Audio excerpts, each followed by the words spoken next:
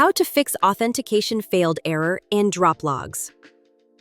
Hello everybody and welcome back to our channel. So let's get started without any further ado. So for that, first of all, you want to go ahead and simply check your internet connection. Make sure you're connected to a stable Wi-Fi or mobile network. Also switch to a different network or restart your router. After you do that, you can go ahead and log out and log back in again.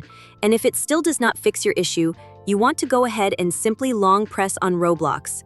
Tap on Remove App and then tap on Delete App. Once you have uninstalled Roblox, completely restart your device and then visit the App Store and reinstall Roblox from there. And just like so, you want to go ahead and simply open any browser on your mobile device and then simply search for status.roblox.com. And if the servers are down, wait for a while and then try again. After you do that, make sure that your Roblox is up to date. For that, open up your App Store and then simply search for Roblox. Inside here, if you see Update instead of Open, you want to go ahead and tap on Update and let your application update to the latest version. And once you have followed all the steps, you'll then be able to fix your issue. And that ends the video, guys. Thank you all for watching the video till the very end, and stay tuned until our next upload.